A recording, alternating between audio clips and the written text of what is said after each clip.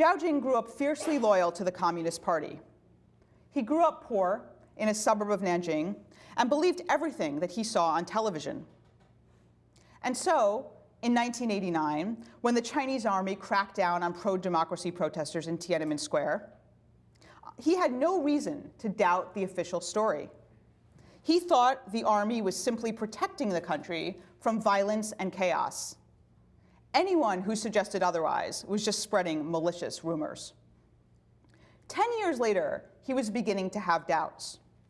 At university, he had met people from Beijing. He began to wonder if there was more to the Tiananmen story.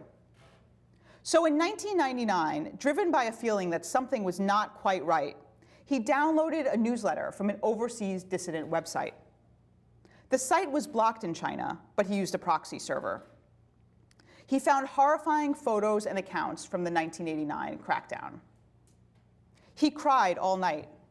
He felt cold, betrayed, and completely alone. But he didn't feel like talking to his friends. And when I asked him if he discussed Tiananmen with his parents, he looked up at me sharply. Never, he said. They were from a different generation. They would never understand. So he turned to the internet. In a later post on an online discussion forum, he described how he cried that night. He avoided such direct references as June 4th, the day the crackdown occurred. Instead, he invoked 1984, George Orwell's dystopian novel about totalitarian life. Before going online, he wrote, "For 20 years, I lived in 1984. I absolutely didn't know what really happened in the world. I only knew what they wanted me to know."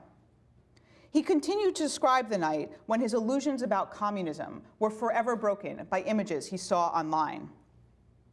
In those moments, he wrote, everything was destroyed. My dreams about my country and my society were all destroyed. Today, Zhao Jing is better known as Michael Anti, the pen name that he uses online.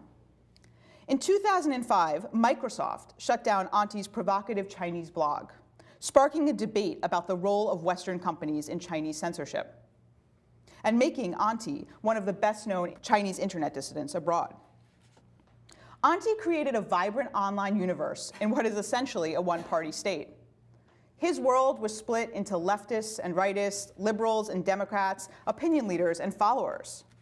You can see the beginnings of political parties, he once told me. On the internet, he knew who was on his side. That's why, when he learned about Tiananmen, he turned to netizens before he turned to anyone else. Now, the Chinese internet is far from a free space. The government controls the web with a great firewall, with armies of human censors, with filtered keywords, and more. Internet dissidents who cross the line can find themselves in jail. And yet, information manages to seep through. Chinese netizens jump over the Great Firewall by using virtual private networks or proxy servers. They speak in code to get around automatic filters. Can't say June 4th, the day of the Tiananmen crackdown? Try May 35th instead.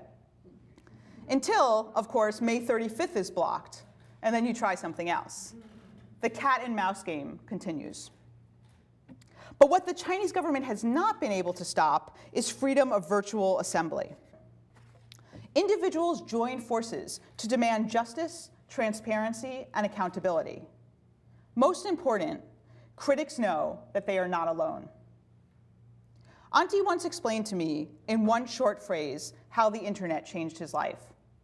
And I've heard his words echoed in conversations with internet dissidents from all over the world. Anti said, "Now I know who my comrades are."